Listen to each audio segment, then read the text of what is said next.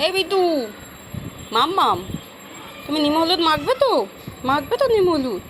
তো নিম হলুদ মেখে একটু স্নান করে নেবে। একটু হাতে দিই, একটু হাতে দিই, একটু হাতে দিচ্ছি। তো নাহলে সাদা গায়ে তো লং হয়ে যাবে, রুম থাক। ঠিক আছে, নিম হলুদ মেখে নাও, এবার স্নান করে নেবে। স্নান করে নতুন জিনিস পরবে, নতুন জামা পরবে তো। মাম্মাম এখানে স্নান করে রেডি হয়ে একটু তাজল পরে নিয়েছে, তাই তো। এবার সোনামায়ের গেঞ্জি কোনটা? এটা। এই যে এই গেঞ্জিটা মাম্মাম পরবে পয়লা বৈশাখে, না? তো চটপট পরে নাও মাম্মাম। বাবা গেঞ্জি পরে হাই উঠে গেল। এখানে সোনা আমার গেঞ্জি পরে নিয়েছে, তত সুন্দর লাগছে গেঞ্জিটা।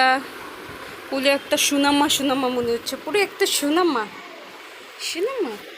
বলটার কিছু নেই, কি করেছে বলো না। দেখি একটু কীরকম লাগছে গেঞ্জিটা, অনেক বড় হয়ে গেছে, গরমে ঠিক আছে। মাম্মাম, বাবলি বেটু একটু খেলু করছে।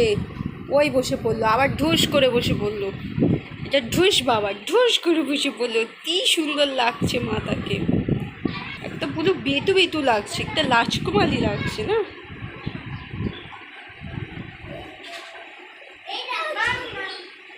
দেখ মাম্মামও নতুন ড্রেস পরে নিয়েছে, দেখেছিস? মাম্মামও নতুন ড্রেস পরে নিয়েছে, সবাই নতুন ড্রেস পরে নিয়েছে। সানগ্লাস পরে দিয়েছে বলেছে। নতুন ড্রেস পরেছি, একটু ফটোশুট না করলে হয়? তাই আমি এখানে পোজ দিচ্ছি আর মা টপ টপ করে ফটো তুলে নিচ্ছে। একটু মায়ের কোলে উঠে আবার দুটো ফটো তুললাম। তারপর এখানে আমার একা একা শুরু হয়ে গেছে চিকেন খাওয়া।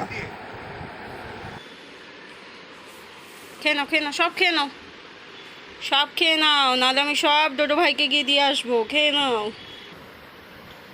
খাওয়ার পর জলও খেয়ে নেবে। খেয়ে নাও, খেয়ে নাও, খেয়ে নাও, সব খেয়ে নাও।